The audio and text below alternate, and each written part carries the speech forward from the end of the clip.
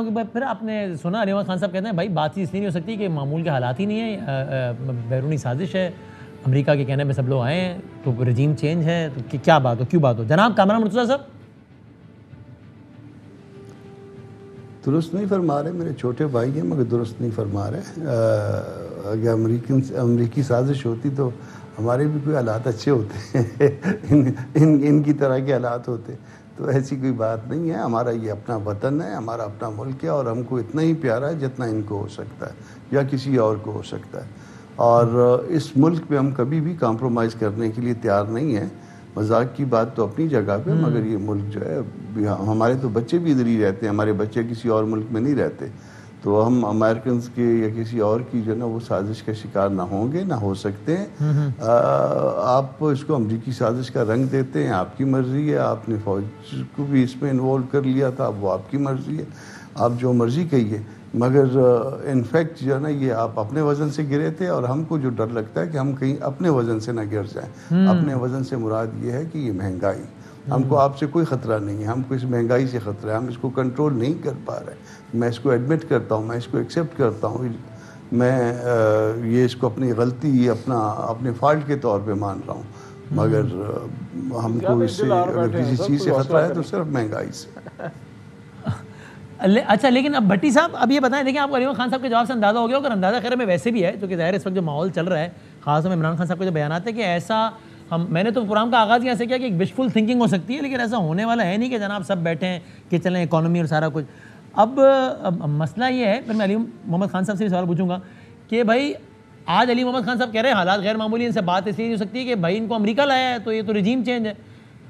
اس طرح تو ہر اپوزیشن کے پاس کوئی جواز ہوتا ہے. کل تک آج کی حکومت جو وہ کہہ رہی تھی کہ بھائی یہ ان کو یہ حق اقتدار ہمارا تھا, یہ تو ان کو بیساکھیوں کی طرح لایا گیا, RTS بٹھا کے لایا گیا. ان سے بات اگر وہ بھی اگر یہی کہہ دیتے تو اس کا مطلب بس یہ ایسے ہی ماحول چلنا ہے, سیاسی عدم استحکام رہنا ہے اور مہنگائی بڑھنی ہے. مہنگائی بڑھنے کی واحد وجہ یہ نہیں ہے, لیکن ایک بڑی وجہ تو ہے نا, اسد عمر صاحب بھی کہہ گئے. یہ میرے دونوں بھائی قابل احترام ہیں, انہوں نے اپنی پارٹی کو ڈیفینڈ کرنا ہے, میں تو ایک عام شہری ہوں. گزارش یہ ہے, میں نے جب سے ہوش سنبھالا, میں تو نہ تجربہ کار ہوں, پہلی دفعہ ٹی وی پہ بیٹھا ہوں, مجھے نہیں پتا صحافی حالات کیا ہے. ایز اے 10 سال میں نے مختلف الیکشن پاکستان کے کور کی ہیں, ڈکٹیٹر کے دور سے لے کے ہر برا. ایک الیکشن بتا دے جس میں ہارنے والے نے کہا الیکشن فیئر ہوا ہو, ایک الیکشن, صرف ایک, جب سے میں نے ہوش سنبھالا. جب یہ جیتے تھے تو اپوزیشن نے کہا تھا یہ فراڈ الیکشن ہے, مولانا صاحب نے اس میں بیٹھنا بھی گناہ ہے, اس میں جانا بھی گناہ ہے, استعفے دے دو فوری طور پہ. پیپلز پارٹی اڑ گئی, اس کے لیے لانگ مارچ کیا گیا. اب ان کی حکومت تو اس وقت محترم وزیر اعظم قابل احترام عمران خان صاحب کہہ رہے تھے اپوزیشن سے ہاتھ ملانا بھی گناہ سمجھتا ہوں, گناہ. خیر ان کا رائٹ ہے, اس طرح جمہوریت چلتی نہیں. اب ان کی حکومت چلے گئی انڈین مراسلے کی, امریکن مراسلے کی, اب تک اس کے مندرجہ جات میں نے بھی پڑھے ہیں, اس میں عدم اعتماد کا لفظ بھی ہے, یہ بھی ہے کہ اس کی حکومت کو گراؤ. اور لیکن خدا کے واسطے جس اسمبلی نے آپ کو منتخب کیا تھا وزیر اعظم, وہ مراسلے کی سازش کے ہونا چاہیے, سپریم کورٹ کا بیٹھنا چاہیے, اسی نے باقی اراکین کو بھی کیا ہے. عدم اعتماد ایک واحد کسی کی حکومت بھیجنے کا آئینی حق ہے. اگر ہم سازش کو نکال دیں, اس کی انکوائری ہونی چاہیے, پی ٹی آئی کو انصاف ملنا چاہیے, ہر حال میں ملنا چاہیے. لیکن جب آپ ایک دوسرے کو غدار کہیں گے, ڈاکو کہیں گے, چور کہیں گے, اور ایسا ماحول نہیں بنائیں گے, اور یہ نفرت اوپر سے لے کے گلی محلے چوراہوں پہ آ رہی ہے, یہ خانہ جنگی کی طرف جا رہے ہیں.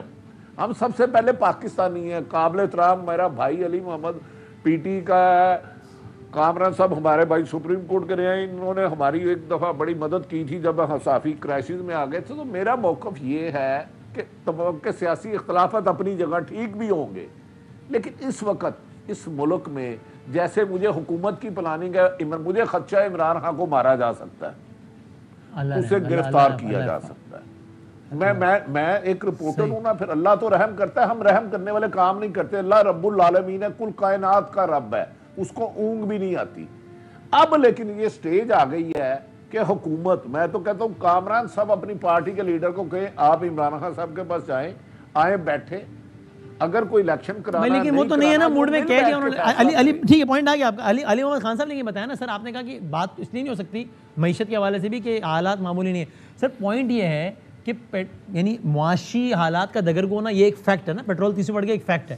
یہ امریکن کانسپیریسی, یہ امریکن سازش کے نتیجے میں رجیم چینج, یہ ایک رائے ہے جس سے اتفاق یا عدم اتفاق کیا جا سکتا ہے. مثال کے طور پہ پی ٹی آئی کا جو کروڑوں ووٹر ہے اور سپورٹر ہے وہ اس بات پہ اتفاق کرتا ہے کہ بالکل ایسا ہی ہوا ہے. جو نون کا ووٹر ہے, جے یو ایف اے کا ووٹر ہے, این پی کا ووٹر ہے, وہ اس سے اتفاق نہیں کرتا. یعنی کہ اس میں رائے منقسم ہے نا. یہ ایک رائے ہے, یہ ایک فیکٹ ہے. اگر اس بنیاد جس پہ آپ کو حق ہے کہ اپنا نیریٹو آگے لے کے چلیں, سارے فورمز پہ جائیں, بھٹی صاحب نے سرکار میں سب کو انڈورس کرتا ہوں, لیکن اس کو بنیاد بنا کر اگر ہم کہیں گے نہیں بات نہیں ہو سکتی کوئی بھی, تو پھر ملک کیسے آگے چلے گا؟ پھر تو یعنی کچھ منیمم پوائنٹ تو ہو جائے جس پہ سب بیٹھ سکیں. دیکھیے بادامی صاحب, you are a smart young man, اور میں یہ سمجھتا ہوں کہ اس طرح سے نہیں ہو سکتا کہ we can't always play safe, کہ ہم بس کریز کے اندر کھڑے ہو کے تو بھی صحیح ہے وہ بھی, اس طرح نہیں ہوگا بادامی صاحب.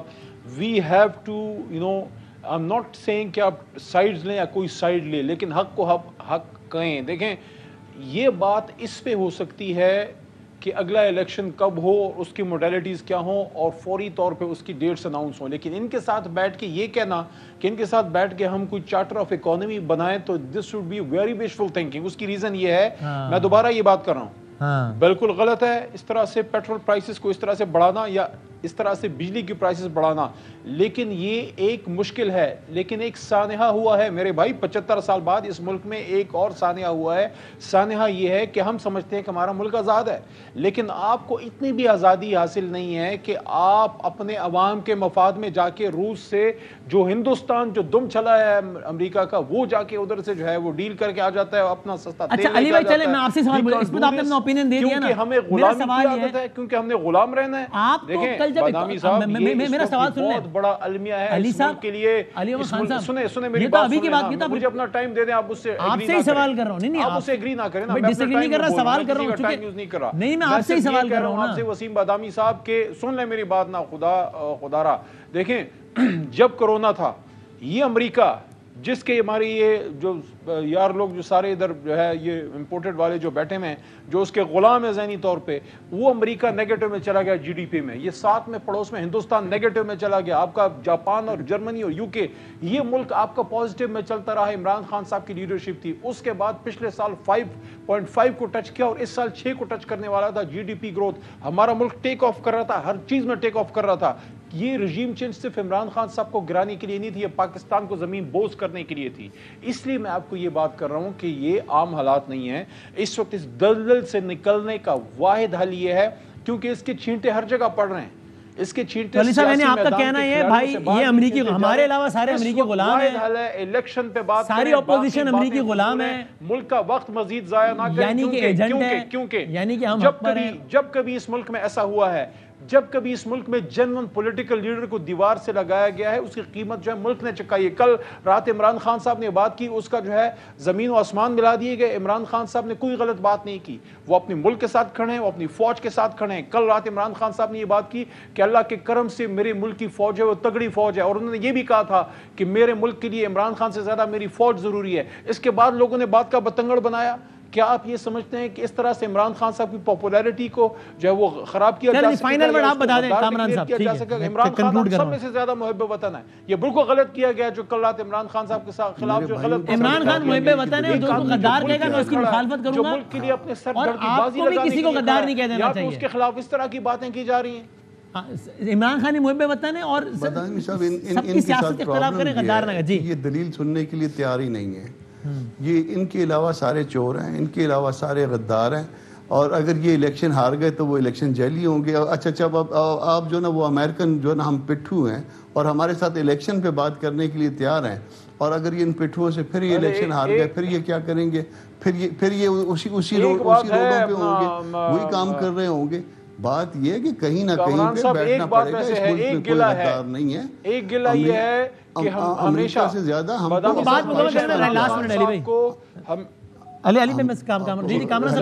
دوسروں کی بھی بات سن لیا کریں.